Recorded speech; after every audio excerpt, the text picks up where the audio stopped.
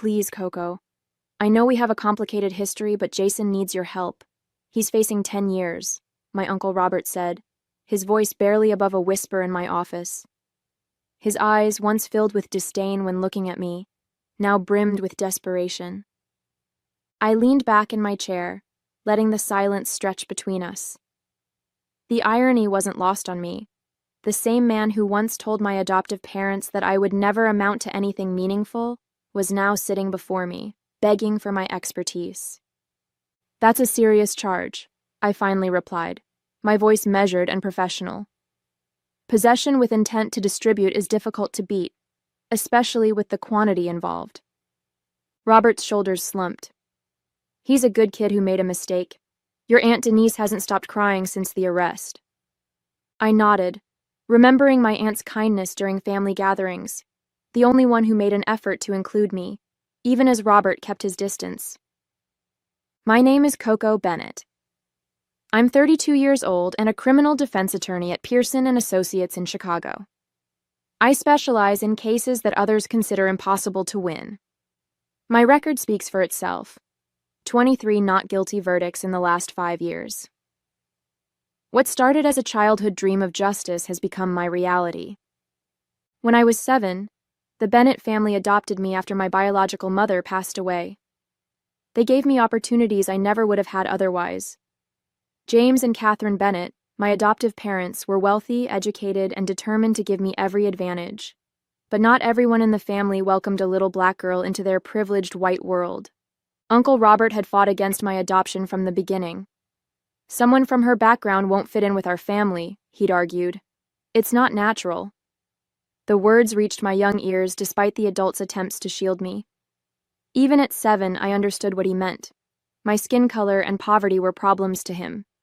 Now, 25 years later, the tables had turned dramatically. Robert's son, my cousin Jason, was facing serious drug charges that could derail his future. And I was possibly his best hope for avoiding prison. I'll need all the case documents, I said, reaching for a legal pad. And I want to speak with Jason alone. Relief washed over Robert's face. Thank you, Coco.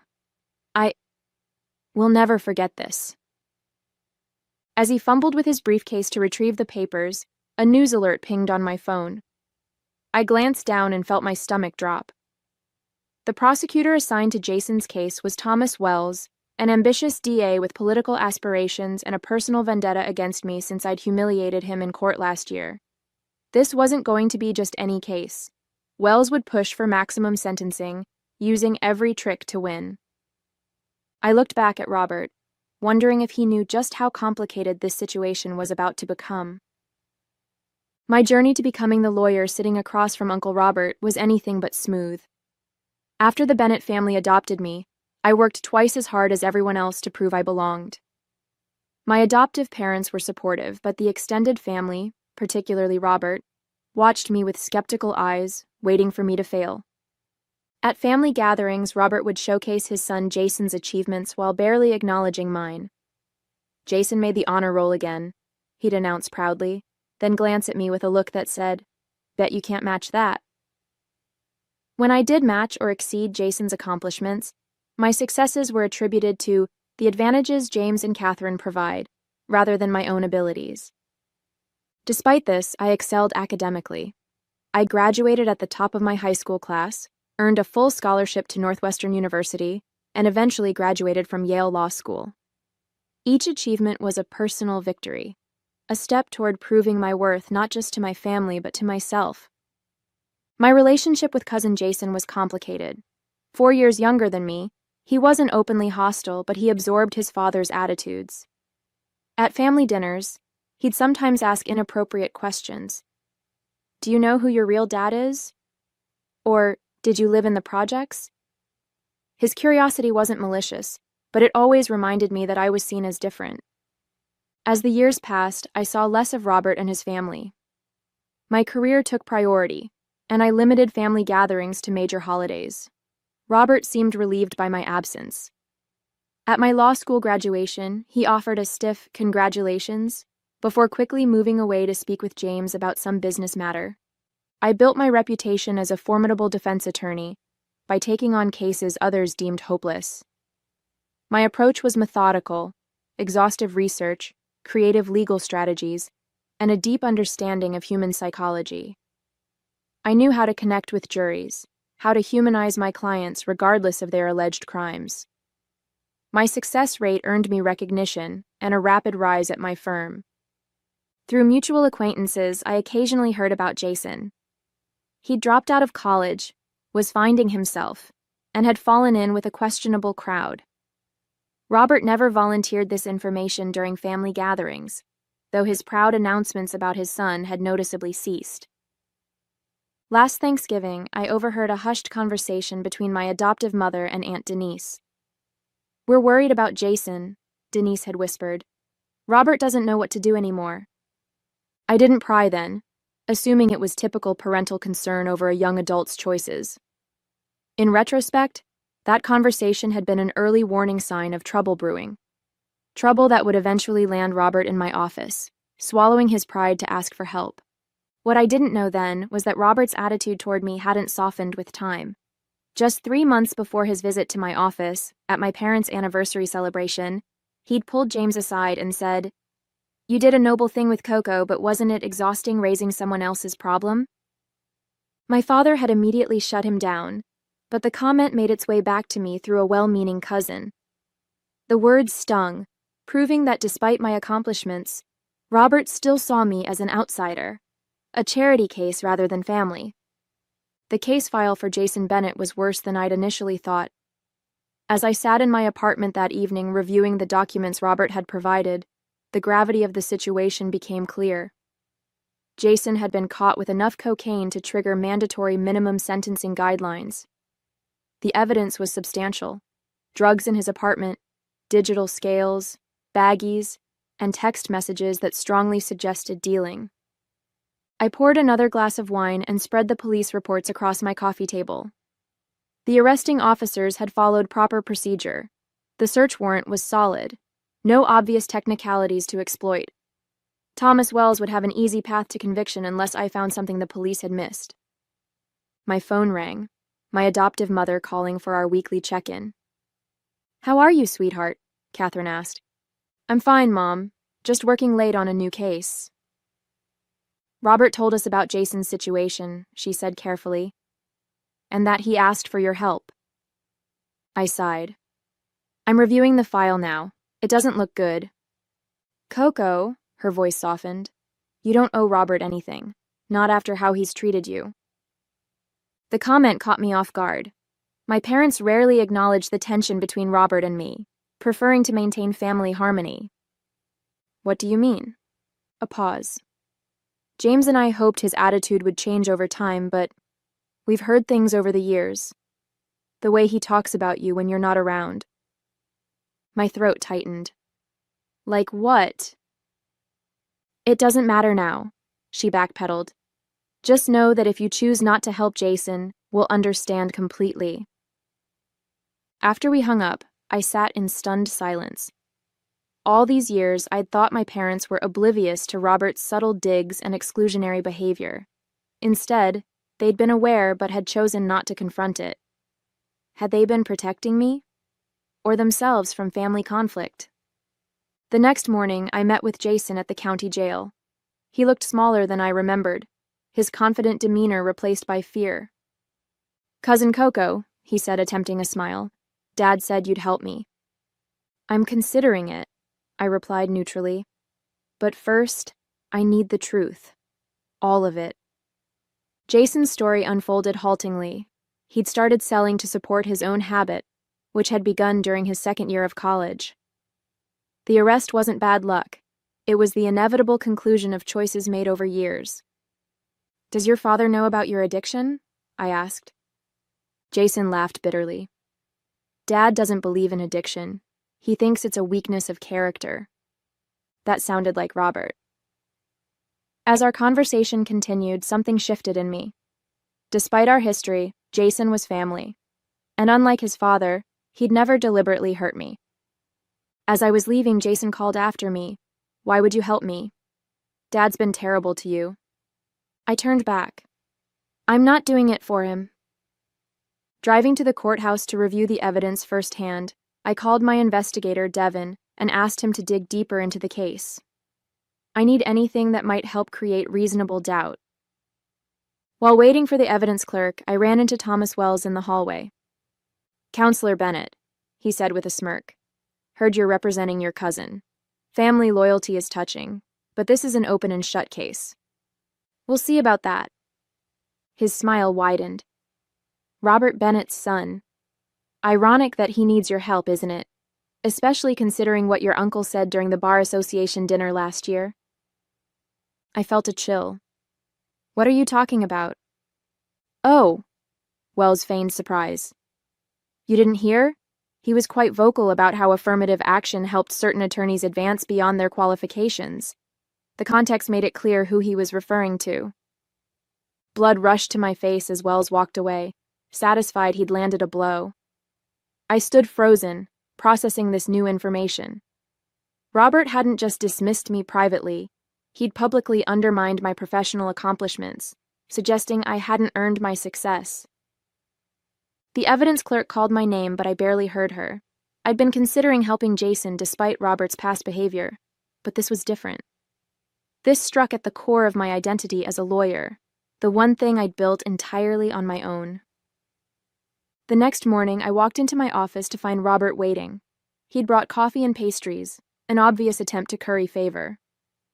"I thought we could discuss strategy," he said, gesturing to the food. "I've been researching similar cases online." I sat down at my desk without touching the offerings. "Before we start, I need to ask you something. At the Bar Association dinner last year, did you suggest I've benefited from affirmative action?" His face flushed. "That's not exactly—" "It's a yes or no question, Robert." He shifted uncomfortably. "It might have come up in conversation. Legal circles can be competitive, and sometimes discussions get heated. So you publicly undermined my professional reputation while privately hoping I'd represent your son?" My voice remained calm, despite the anger building inside me. "You're twisting my words," he protested. "I was simply stating that diversity initiatives give certain people advantages in hiring. People like me." "I didn't say that specifically. Look, Coco, this isn't about us, it's about Jason. He needs your expertise." I studied him, the man who had tried to prevent my adoption, who had consistently made me feel like an outsider, and who now wanted to brush aside his actions for his son's benefit. Part of me wanted to tell him to find another attorney, to let him experience the consequences of his behavior. But that would punish Jason more than Robert. "I'll continue representing Jason," I finally said. "But let's be clear, I'm doing this for him and Aunt Denise, not for you. And our professional relationship will remain exactly that, professional." Robert's relief was obvious, though he bristled at my conditions. "Fine. What's your plan?" I outlined my preliminary strategy, explaining that Devin was investigating the arresting officers for potential procedural violations. Additionally, I need to understand if Jason's addiction could support a defense strategy. Has he ever sought treatment? Robert's expression hardened. "There's no addiction. Jason made poor choices, but he's not an addict. I won't have that narrative in court." "The evidence suggests otherwise," I countered, "and a documented history of addiction could potentially help his case." "Absolutely not," Robert insisted. "The Bennett name still means something in this city. I won't have it tarnished with addiction stories. We'll fight this on technical grounds." His reaction confirmed what Jason had told me. Robert was more concerned with appearances than his son's well-being. I realized that any defense strategy would have to navigate not just the legal challenges, but Robert's pride as well. Later that day, Devin called with his findings. "The lead detective on Jason's case has a history of procedural shortcuts. Nothing that got cases thrown out, but enough to establish a pattern." This was the first piece of good news. "Send me everything you found. I want to depose him immediately." As I prepared for the deposition, Wells offered a plea deal. 5 years instead of 10. It was a standard offer, nothing that indicated concern about their case. I discussed it with Jason, who was willing to consider it, but Robert rejected it outright when I called him. My son is not going to prison for 5 years, he declared. You need to get this dismissed entirely. That's not realistic given the evidence, I explained. The plea might be our best option. Then find a better option, he snapped. Isn't that why we came to you? Your job is to keep him out of prison. I ended the call, frustration building. Robert was setting impossible expectations while limiting my strategic options. He wanted a miracle but wouldn't allow me to use all the tools at my disposal. The deposition of Detective Harmon revealed small inconsistencies in the search procedure, but nothing substantial enough to challenge the warrant. Wells watched with a satisfied expression as my line of questioning failed to uncover any major procedural violations. Ready to reconsider that plea offer? He asked afterward. We're just getting started, I replied with more confidence than I felt. Back at my office, I found Robert waiting again, demanding updates. When I explained the limited progress, his demeanor shifted from anxious to accusatory. I thought you were supposed to be exceptional, he said. Maybe I should have gone with a more experienced attorney. The comment stung, but I kept my expression neutral. You're welcome to seek other counsel if you're dissatisfied. He backtracked immediately. No. I just want to make sure we're exploring every avenue. As he left, I felt the weight of both professional and personal pressure mounting. I was fighting against strong evidence, an ambitious prosecutor, and my own uncle's impossible expectations and restrictions. For the first time, I questioned whether I could win this case, or if I even wanted to. 3 weeks into case preparation, Devon delivered information that changed everything. His deep background check on the prosecution's primary witness, the confidential informant who had allegedly purchased drugs from Jason multiple times, revealed a history of providing false testimony in exchange for reduced sentences in his own cases. This could be our break, I told Jason during our next meeting. If we can prove the informant lacks credibility, it undermines the entire foundation of the case against you. Jason seemed relieved but worried. Will this mean discussing my problem in court? Eventually, yes. We'll need to address your addiction to contextualize your actions. His face fell. Dad will never agree to that. Your father isn't the one facing prison time, I said firmly. This is your life we're fighting for. That evening, I invited Robert and Denise to my office to discuss the new development. I explained how attacking the informant's credibility could help Jason's case, but it would require acknowledging his addiction. I've found a respected rehabilitation facility willing to accept Jason immediately, I continued. Starting treatment now would demonstrate to the court that he's serious about recovery. Robert's reaction was immediate and hostile. I already told you, we're not pursuing an addiction defense. Find another way. Denise, however, looked thoughtful. Robert, if this could help Jason... It would ruin his future, Robert cut her off. A recorded history of drug addiction would follow him forever. A felony conviction would follow him longer, I pointed out. The argument escalated, with Robert eventually standing to leave. I thought you were on our side, Coco. Instead, you're trying to publicly humiliate our family. As he stormed out, Denise stayed behind, her eyes filled with tears. He's terrified, she explained, not just of Jason going to prison, but of facing his own failure as a father.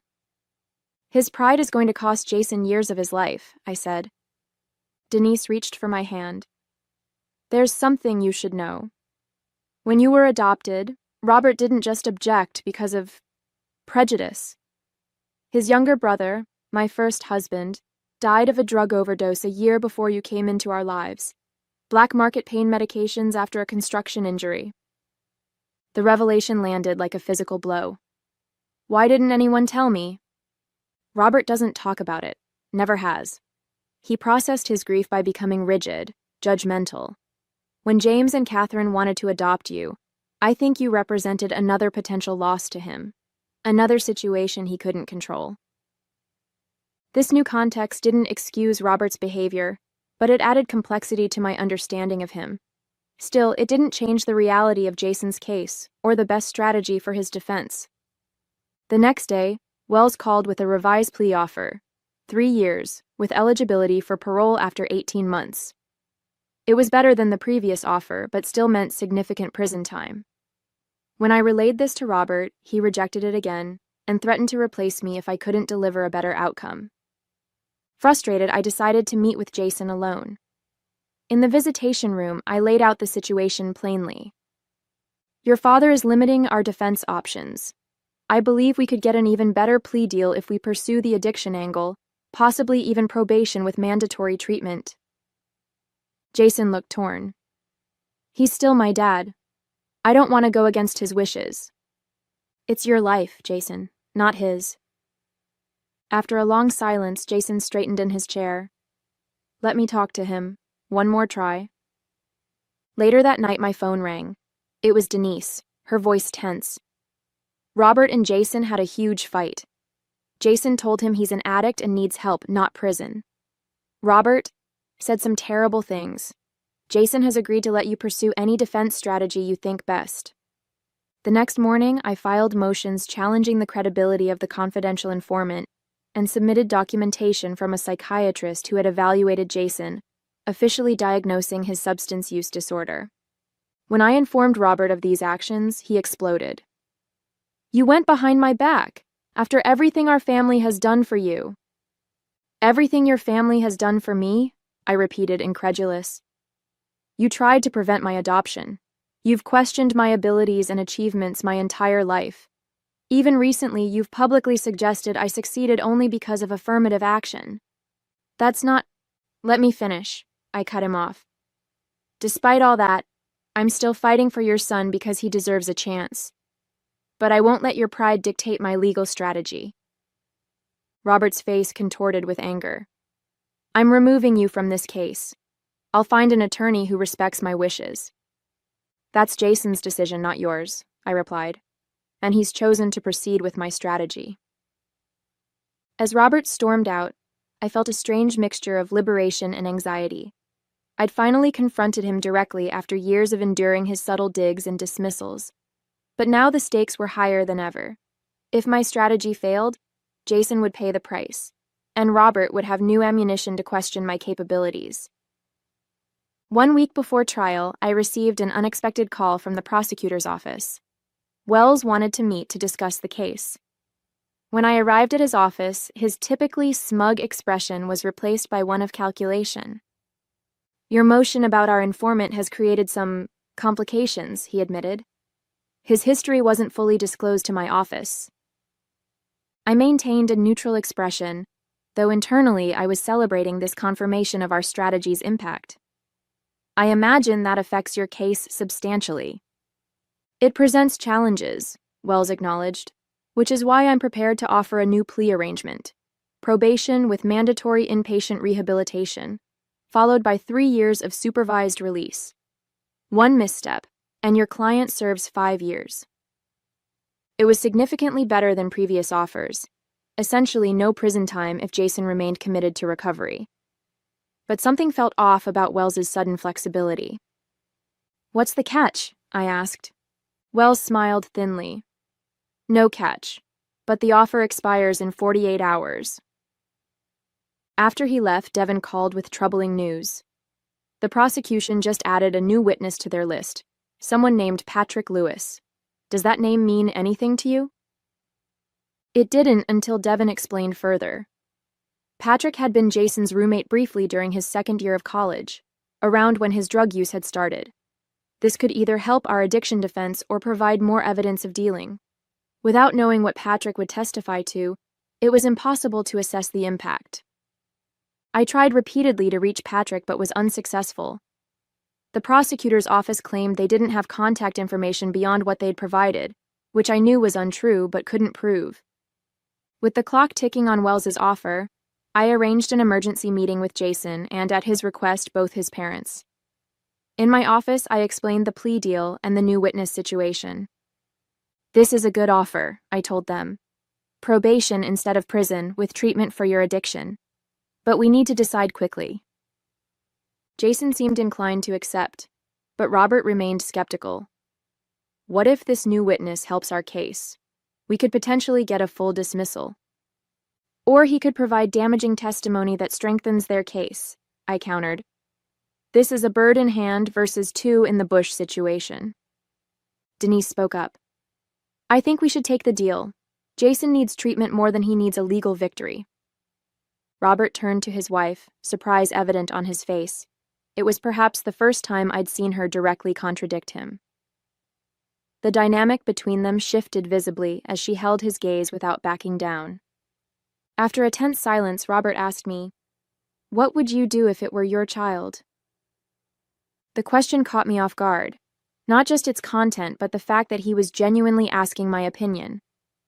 "I'd take the deal," I said honestly. "The evidence against Jason is substantial. This offer gives him a chance to rebuild his life without the shadow of imprisonment."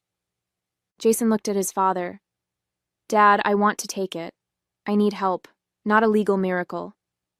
Something in Robert seemed to crumble. The rigid posture, the certainty that had defined him in my eyes for decades. It all gave way to the vulnerability of a father facing his son's pain. "Okay," he said quietly. I began preparing the necessary paperwork, relief washing over me.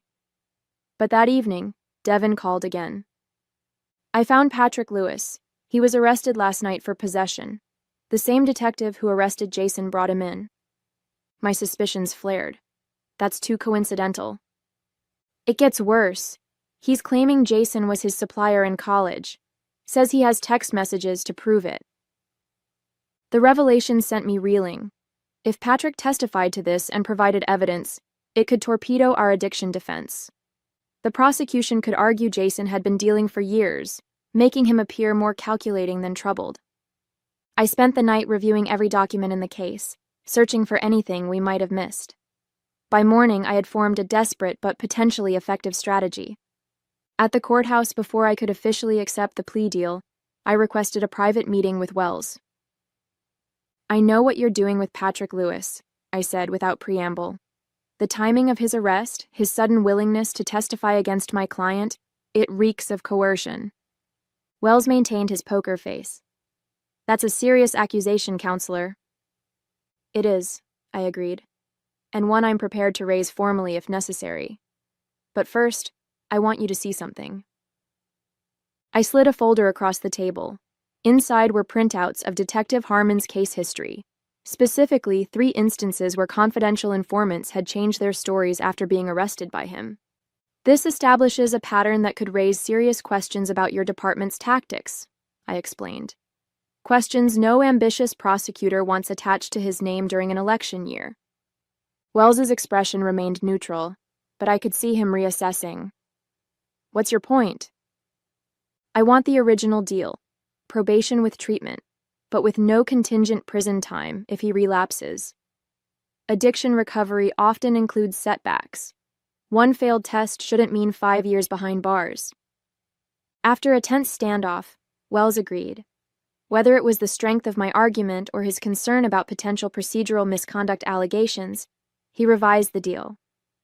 When I presented the improved offer to Jason and his parents, their relief was palpable. As the paperwork was finalized, I felt the weight of weeks of stress begin to lift. Against considerable odds, we had secured a resolution that gave Jason the chance he needed. 1 month after Jason began treatment at New Horizons Rehabilitation Center, I received an unexpected invitation to meet with Robert at his office. Curious but cautious, I agreed. His workspace reflected his personality, meticulously organized, traditionally furnished, projecting stability and success. As I entered, he stood awkwardly, gesturing to a chair across from his desk. "Thank you for coming," he began. "I wanted to meet somewhere private to express my gratitude for what you did for Jason." "I was doing my job," I replied evenly. "No," he shook his head. "You did more than that. You fought for him despite how I've treated you over the years." The admission hung in the air between us. Robert looked older somehow, the confident businessman facade replaced by something more human and uncertain. "I visited Jason yesterday," he continued. "His counselor said something that's been echoing in my mind. She said that addiction thrives in secrecy and shame, that by trying to hide Jason's struggles, I was actually making recovery harder for him." I remained silent, waiting for him to continue. It made me think about other things I've kept hidden behind pride and silence, like my brother's death, and my behavior toward you. Robert's voice wavered slightly. I've spent 25 years being wrong about you, Coco. From the moment James and Catherine brought you home, I was wrong. He opened his desk drawer and removed a framed photograph I'd never seen, a younger Robert with his arm around another man who shared his features. This is Patrick, my brother. After he died, I became fixated on the idea that I could have saved him if I'd been stricter, less accepting of his phases. When you came into our family, I projected all those fears onto you.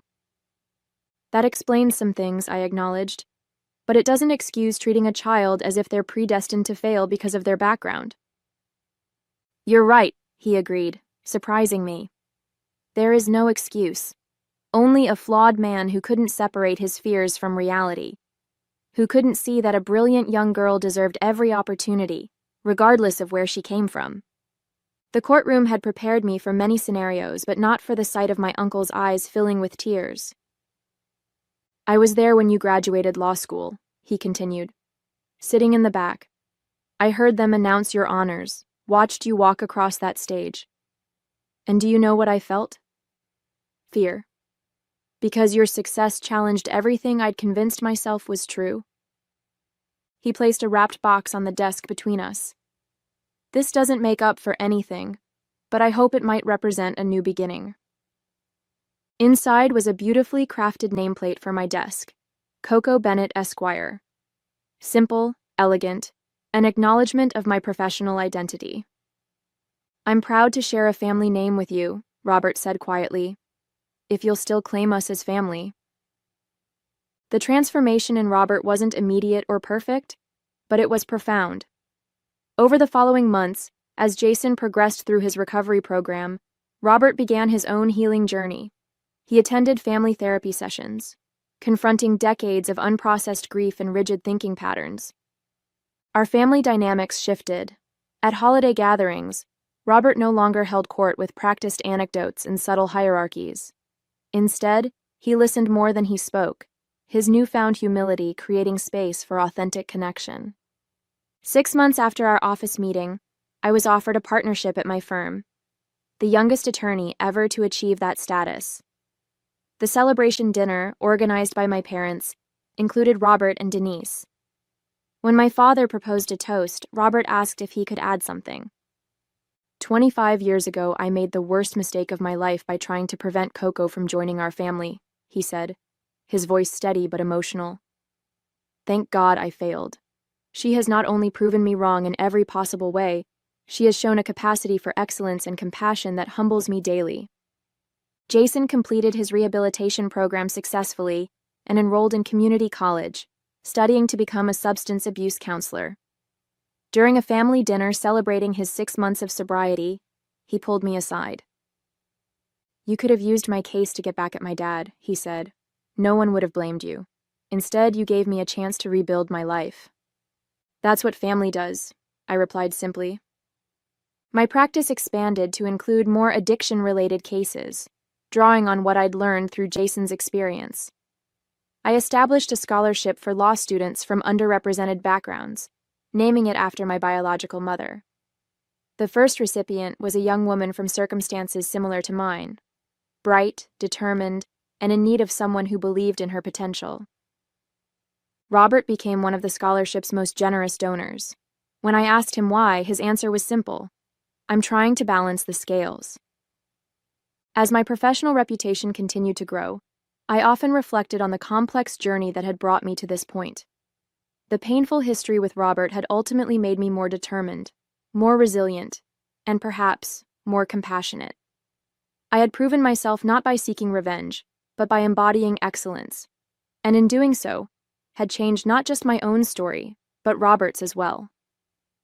At the firm's annual charity gala, Thomas Wells approached me, sporting his usual smug smile. I heard Bennett made a substantial donation to your scholarship fund, trying to buy forgiveness for past sins? I regarded him calmly.